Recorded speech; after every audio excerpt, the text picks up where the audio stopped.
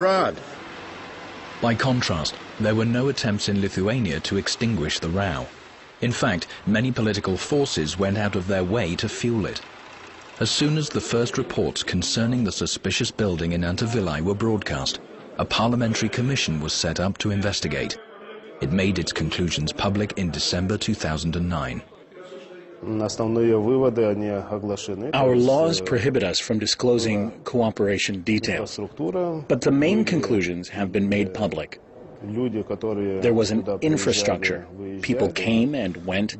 There were opportunities for uncontrolled trafficking of something or somebody. The political leadership wasn't informed about what was going on in Lithuanian territory.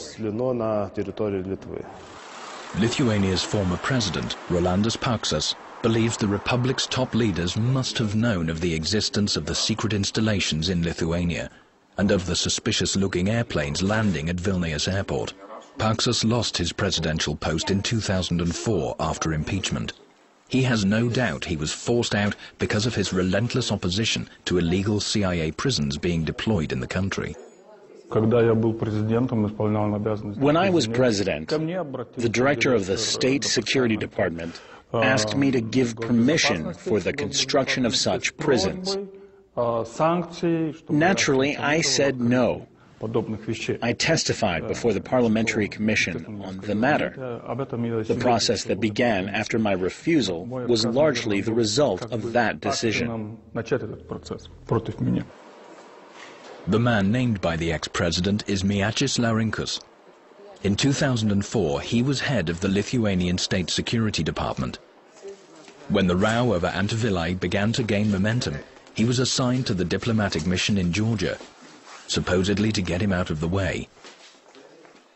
The Commission must answer all questions. It has the authority. I'll tell the Commission about what I know. If there were no Commission, I would have answered your questions. The chief Italian counterintelligence officer, Niccolo Polari, had virtually the same expression on his face during a court hearing on the abduction of Abu Omar in February 2003. At the time, the Egyptian was serving as an imam in the Milan mosque. As I walked towards the Milan mosque, I noticed a white van and a red Fiat 127 standing by the roadside. A blue-eyed blonde man looking very much like an American got out of the car and approached me. He said he was from the police. He asked me to produce my papers. The man was speaking in Italian. The Milan mosque imam was bundled into the car and taken to the US-Italian Aviano airbase. From there, he was flown to Egypt, where he was charged with having contacts within Al-Qaeda. He was questioned for hours. Abu Omar said later that he had been tortured during his interrogation. However, American agents failed to prove any connection between the imam and extremists.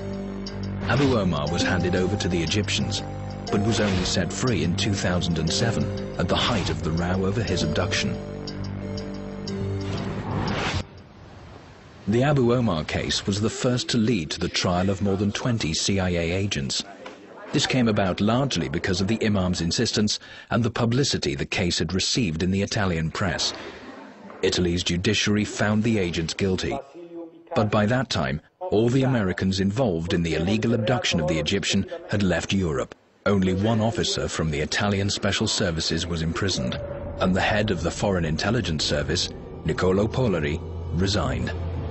If General Polari had the opportunity to speak up, he'd say he was not involved in the case. General Polari issued a written statement saying he was against the abduction of Abu Omar. Regrettably, those documents are still a state secret. But when they are made public, it will become clear that Italy was against such actions. Abu Omar's case only came to light as a result of sloppiness from US agents. They left behind several telltale traces during his abduction. Journalists and the judiciary obtained printouts of telephone calls, including those to CIA headquarters, as well as hotel receipts and other items. Human rights campaigners say scores of people shared Abu Omar's experience.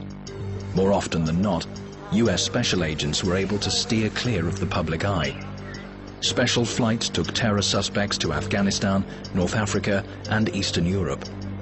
Now that new facts of that secret cooperation have emerged, the governments of Poland, Lithuania, and Romania have found themselves in the focus of high-profile political rows. The prisons affair has cost some their political careers. Others have lost their lives.